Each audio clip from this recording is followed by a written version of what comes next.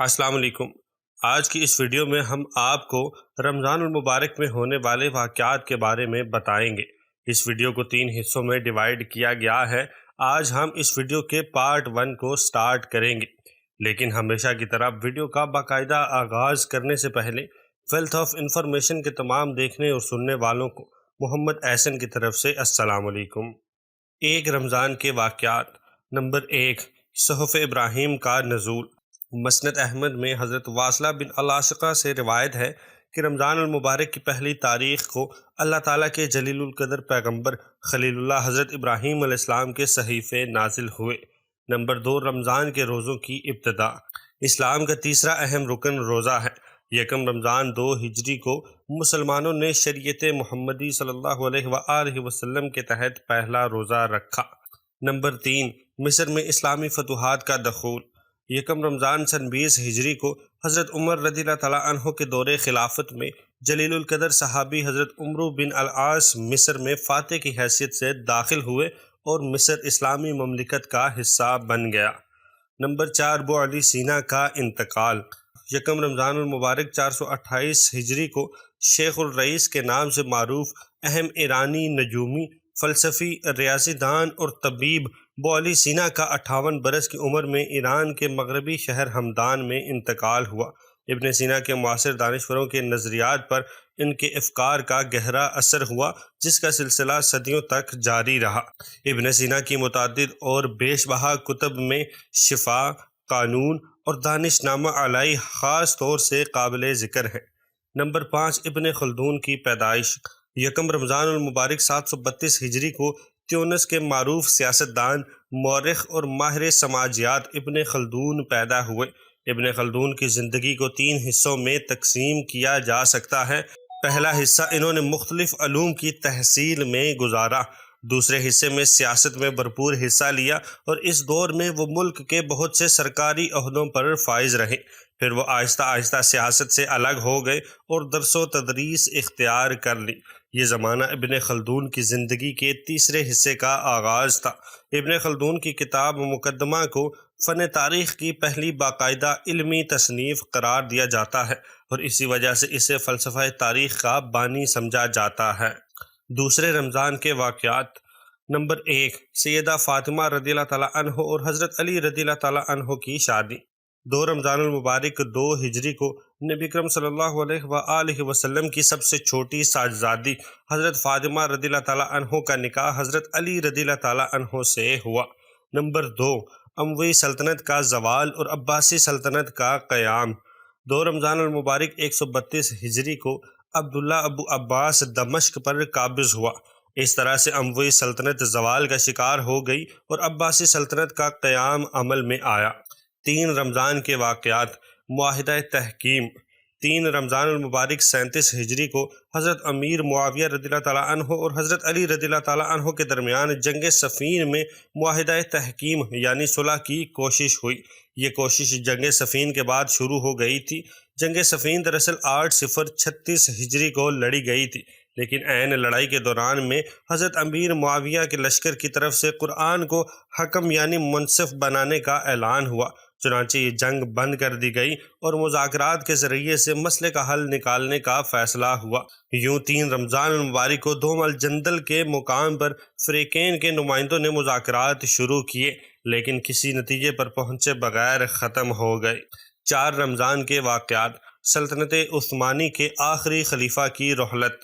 4 رمضان المبارک 1363 ہجری کو سلطنت عثمانیہ کے آخری خلیفہ عبد المجید ثانی نے اپنی جلاوطنی کے دوران پیرس میں وفات پائی، جسے سلطنت عثمانیہ کا 37واں خلیفہ شمار کیا جاتا ہے۔ عبد المجید ثانی 6/0/1285 ہجری کو استنبول میں پیدا ہوئے۔ 16 شعبان 1342 ہجری کو انہیں اپنے خاندان کے ساتھ ترکی سے جلا وطن کر دیا گیا اور ترکی کا نظم و نسق مصطفیٰ کمال پاشا کے خیالات کے مطابق چلنے لگا، جس میں مذہب کو سیاست سے بالکل الگ کر دیا گیا۔ سلطنت عثمانی کے زوال کے بعد عبد المجید ثانی نے 20 سال جلا وطنی میں گزارے۔ 5 رمضان کے واقعات۔ عبد الرحمن اول کی پیدائش۔ 5 رمضان المبارک 113 ہجری کو اندلس میں اسلامی خلافت کا بانی عبد الرحمن پیدا ہوا۔ دمشق میں اسے قریش کے عقاب کے نام سے پکارا جاتا تھا۔ اس کی عمر ابھی 16 برس تھی کہ پہلے عباسی خلیفہ الصفا نے اقتدار سنبھال لیا۔ اس کے ساتھ ہی امویوں کا قتل عام شروع ہو گیا۔ عبد الرحمن چونکہ ولی عہد شہزادہ تھا، اس لیے عباسی فوج اس کو قتل کرنے کی بھرپور کوشش کر رہی تھی، لیکن وہ اپنے بھائی یحییٰ اور استاد بدر کے ساتھ بڑی جدوجہد کے بعد اندلس پہنچے، جہاں لوگوں نے اس کو اپنا خلیفہ مان لیا۔ 6 رمضان کے واقعات۔ نمبر 1، تورات کا نزول۔ مسند احمد میں حضرت واصلہ بن الاسقہ سے روایت ہے کہ 6 رمضان المبارک کو حضرت موسیٰ علیہ السلام پر تورات نازل ہوئی۔ نمبر 2، ہندوستان میں محمد بن قاسم کی کامیابی۔ 6 رمضان المبارک 63 ہجری کو محمد بن قاسم نے دریائے سندھ پر ہندوستانی لشکر کے ساتھ ہونے والے معرکے میں کامیابی حاصل کی اور سندھ کے علاقے کو فتح کر لیا۔ مسلمانوں نے یہ فتح ولید بن عبد الملک کے آخری دور میں حاصل کی۔ 7 رمضان کے واقعات۔ نمبر 1، حضرت ابو طالب کی وفات۔ ایک روایت کے مطابق ہجرت سے 3 سال پہلے 7 رمضان المبارک کو رسول اللہ صلی اللہ علیہ وآلہ وسلم کے چچا حضرت ابو طالب کی وفات ہوئی۔ نمبر 2، جامع ازہر کا افتتاح۔ 7 رمضان المبارک 361 ہجری کو قاہرہ میں جامع اصغر کا افتتاح ہوا۔ اس دن مسلمانوں نے اس میں پہلی بار نماز ادا کی۔ اس طرح سے جامع ازہر بیک وقت ایک مسجد اور ایک یونیورسٹی کی حیثیت سے معرض وجود میں آئی۔ 8 رمضان کے واقعات۔ امام جعفر صادق کی ولادت۔ 8 رمضان المبارک 83 ہجری کو امام جعفر صادق کی ولادت ہوئی۔ آپ کا پورا نام جعفر بن محمد بن علی بن الحسین بن علی بن ابی طالب ہے۔ آپ بڑے تابعین اور ائمہ مجتہدین میں سے تھے۔ آپ نے ایک علمی اور دینی گھرانے میں پرورش پائی۔ آپ نے اپنے والد محمد باقر اور اپنے نانا قاسم بن محمد بن ابو بکر سے علم حاصل کیا۔ مشہور راوی شہاب ابن زہری ان کے شاگردوں میں سے ہیں۔ آپ علم حاصل کرنے کے لیے عراق گئے، جہاں آپ نے فقہ کی تعلیم حاصل کی اور فقہا کے درمیان اختلاف، اس کے اسباب اور ان کا طرز فکر سیکھا۔ 9 رمضان کے واقعات۔ نمبر 1، ابن داؤد کا انتقال۔